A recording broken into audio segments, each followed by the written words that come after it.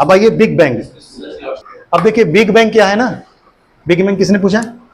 Big bang theory है, एक perspective, एक आइडियाज है। तो बिग बैंग को हम इस तरह से नहीं दिखा सकते क्योंकि ये एक्सपेरिमेंटेशन नहीं है, इसका एक्सपेरिमेंटेशन हो ही रहा है ना। बिग बैंग ये एक आइडिया है कि जो वर्ल्ड है ना, वर्ल्ड जितने भी प्लैनेट्स, स्टार्स, ये सब इन सब चीज़ों का जो जो इवॉल्व हुआ, ये सब चीज़ जो बना, वो बना कैसे? वो बना एक्सप्लोजन से। एक्सप्लोजन, बिग बैंग का मतलब क्या हो गया? एक्सप्लोजन, है ना। बैंग बोलते हैं उसको, बैंग बैंग, एक्सप्लोजन। तो पहले कोई चीज था इकट्ठा, डेंस, एक्सप्लोड हुआ, तो एक्सप्लोड होने से वो टूट गया, ठीक है। तो टूटने के बाद वो सब एक दूसरे से जुदा जुदा होंगे, अलग अलग दूर भागेंगे। तो दूर भागते भागते भागते कई हजारों साल, मिलियंस ईयर्स एक दूसरे से क्या होते रहे? दूर भागते रहे। और फिर वो एक ऐसे पोजीशन पे पहुंचे कि जहां पर दो हेवनली बॉडीज, ये दो बहुत बड़ी बड़ी हेवनली बॉडीज, जब कोई भी, ये एक बड़ी है, ये एक बड़ी है, ये एक बड़ी है, तीन है, और ये भी एक मान लेते हैं, ये तो चार बड़ी है, सब बहुत बड़ी बड़ी बॉडीज है ना, ये सब आपस में एक दूसरे को अट्रैक्ट कर दिए। तो वो पोजीशन मान लीजिए जब सब एक दूसरे को अट्रैक्ट करने लगे और इक्विलिब्रियम में आ जाए, मतलब बैलेंस हो जाए, इसका अट्रैक्शन इसके अट्रैक्शन के बराबर हो जाए, ये इसको खींच रहा है ना, तो ये भी इसको खींच रहा है, तो इसके खींचने का जो फोर्स है वो इसके खींचने के फोर्स के बराबर हो जाए, तो बताइए ये कहाँ जाएगा? यहीं पर रुक जाएगा, फिर तो कहीं नहीं जाएगा, है ना। तो इस तरह से काफ़ी लाखों साल तक एक दूसरे से जो हेवनली बॉडीज हैं दूर होते रहे, और फिर बाद में उसका जो ग्रेविटेशनल फोर्स है वो एक दूसरे को बैलेंस कर दिया। अभी तक बैलेंस है, जिस दिन कहीं भी जर्रा बराबर भी बैलेंस बिगड़ेगा तो फिर सारे खत्म हो जाएंगे, ठीक है। अब इसमें इस्लामिक पर्सपेक्टिव क्या है वो आप लोग अच्छा बताएंगे। जो साइंस वाला पार्ट है वो यही है कि वो एक्सप्लोजन से, इस्लाम में क्या है? हाँ, एग्जाम्पशन है, हाँ ये एजम्पशन है, इसको हम हाँ ये नहीं, इसको थ्योरी और एक्सपेरिमेंट करके, हाँ इस पे कुछ कुछ चीज़ें रोज़ नए कुछ ना कुछ इसमें चीज़ें नई नई आती है। इवोल्यूशन ऑफ अर्थ या इवोल्यूशन ऑफ द वर्ल्ड, इस पे किसी के पास कोई कंक्रीट आइडिया नहीं है, कोई डेटा नहीं है। तो ये एक एजम्पशन है कि इसकी शुरुआत एक बहुत बड़े एक्सप्लोजन से हुई है, ठीक है।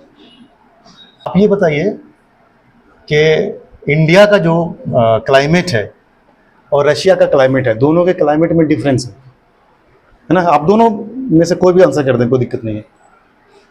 इंडिया के क्लाइमेट को हम क्या बोलते हैं? हॉट, यहाँ का गर्म है क्लाइमेट। और रशिया का क्लाइमेट क्या है? मॉडरेट या फिर कोल्ड है, ठीक है। क्यों है ऐसा, बता सकते हैं? हमने आप लोगों को बताया है इक्वेटोरियल रीजन, जहाँ पे सूरज की रोशनी बहुत ज़्यादा डायरेक्ट पड़ती है। फिर आपको बताया है टेम्परेट रीजन, पड़ती है लेकिन डायरेक्ट नहीं पड़ती, 23.5 से लेकर 66.5 के बीच में, वहाँ पे मॉडरेट रहता है टेम्परेचर, है ना। और 66.5 से ऊपर जाएंगे तो फ्रिजिड होता है, वहाँ सूरज की रोशनी पड़ती ही नहीं है। तो जो फ्रिजिड जोन है, या नॉर्थ में जाओ या फिर साउथ में जाओ, दोनों में 66.5 के बियॉन्ड क्या मिलेगा आपको? फ्रिजिड, बहुत कम टेम्परेचर मिलेगा, माइनस में मिलेगा, 0 डिग्री से भी कम।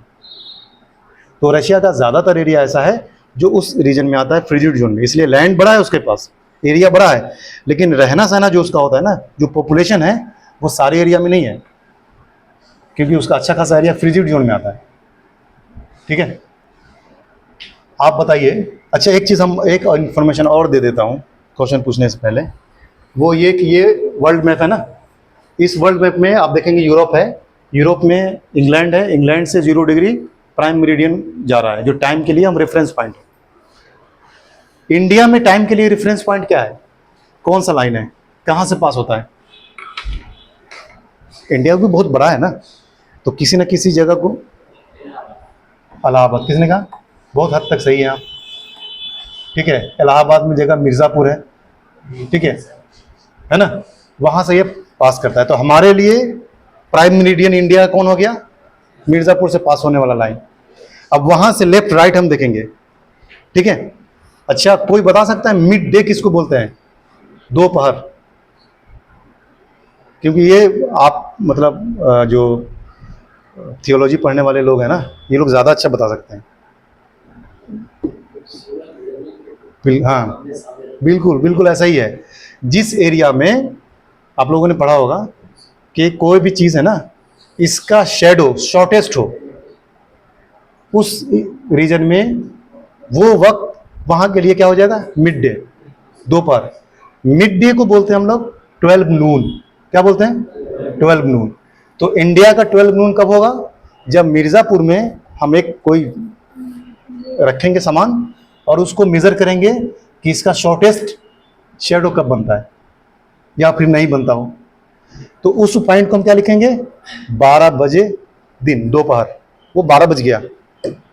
उसी 12 बजे को हम दिल्ली में भी कंसीडर करते हैं 12 बज गया, जबकि दिल्ली में वो एक्चुअल में वो 12 नहीं बजते, वो दोपहर नहीं होता, लेकिन हम एडमिनिस्ट्रेटिव पर्पज से उसको 12 कह देते हैं। इवन असम में भी वही 12 हो जाता है, जबकि वहाँ तो बिल्कुल बहुत ज़्यादा डिफर करता है, ठीक है। तो वो एडमिनिस्ट्रेटिव पर्पज़ के लिए हुआ। लेकिन अगर हम ज्योग्राफी के हिसाब से जाएंगे तो हर खित्ते में अलग अलग दोपहर होता है। इसी वजह से हमने कहा कि आप लोग ज़्यादा अच्छा बता सकते हैं।